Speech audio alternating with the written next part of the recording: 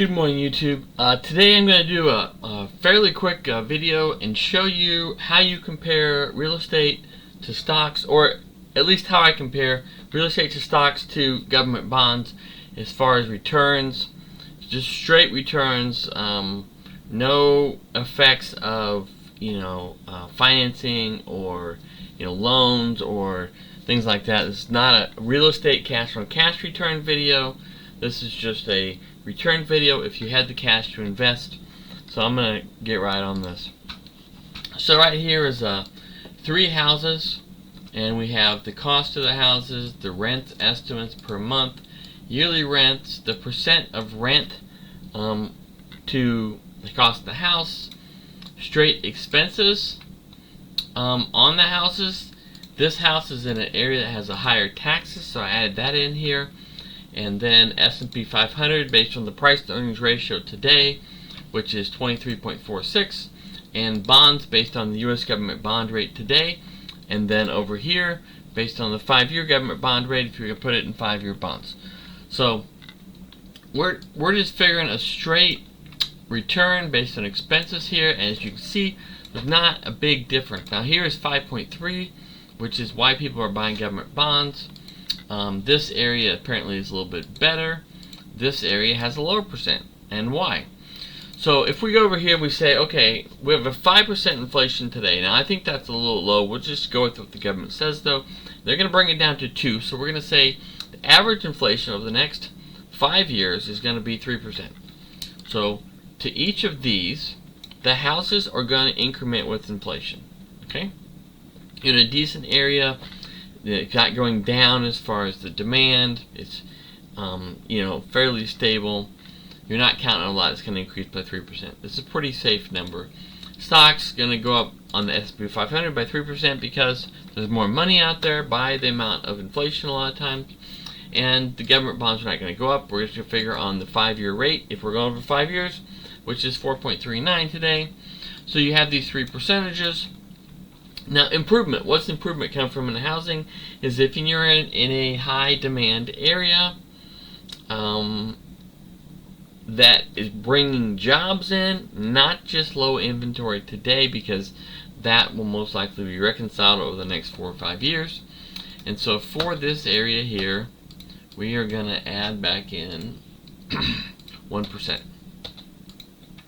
So bottom line, we're going to do this plus this plus this and say 8.5% return per year on this area, and these 2 areas we're looking at a return of 8.6, 8.4.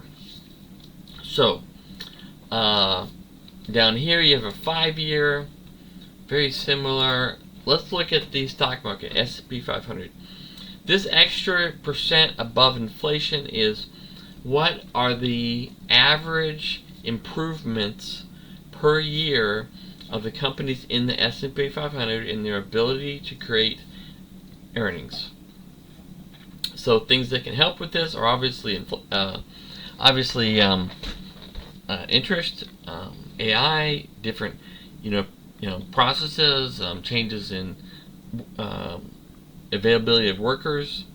So I'm just going to add this at 1% also, give them the benefit of the doubt, and see where the S&P 500 comes out. So if you look across all the asset classes right now, you've got safe government bonds returning 4.39 over 5 years. You've got S&P 500 8.26.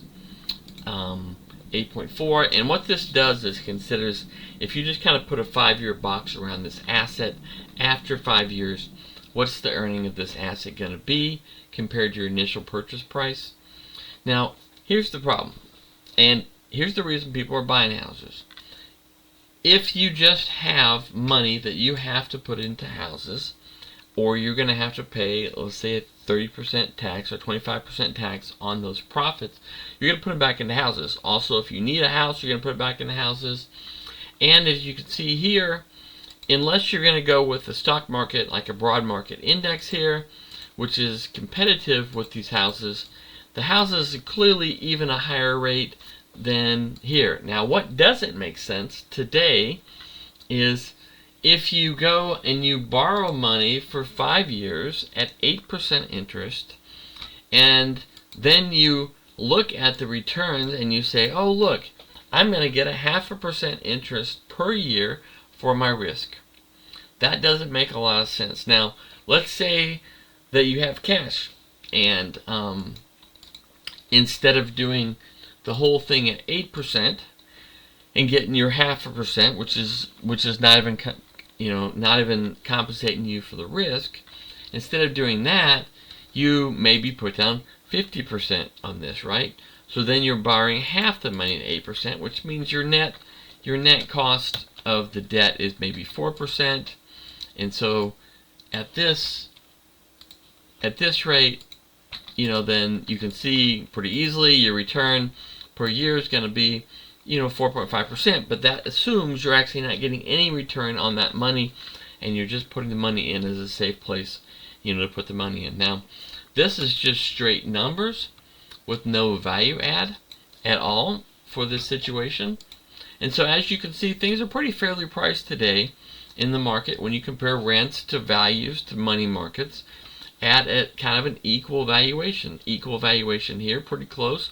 And here, we have a 5-year time, but it's clearly you're getting paid for the risk from a government bond here, somewhat.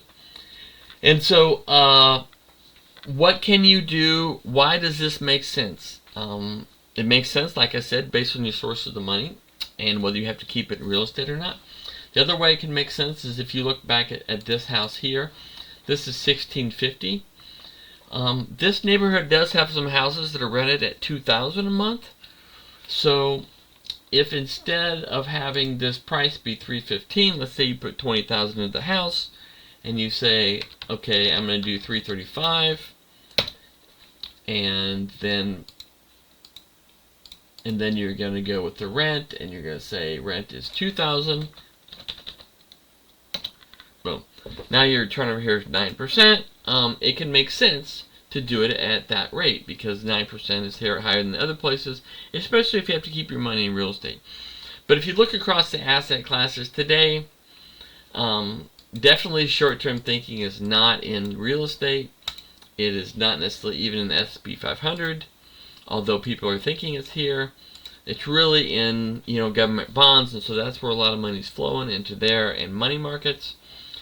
And over the next 5 years, you would actually make more money in real estate pretty assuredly if you knew how to manage it. And so if you know how to manage your real estate, you always have a process in place, that's easy for you. Maybe real estate still makes sense because you're making money. If you have a lot of cash, maybe it makes sense. If you have an exchange of a current property, if you can do a value add, you can bump this into kind of a 9% final. That can make sense if you can buy under market. I would be looking at this percent being more like 10% if I was going to buy a house. And so this is kind of how I run the numbers.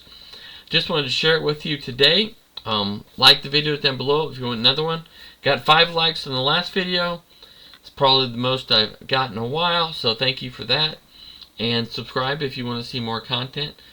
If you want specific things like how to create LLCs, or when businesses make sense, or how to make money, how to save, anything that I know about, just let me know in the comments what you're looking for, and I'll talk to you guys later. Bye.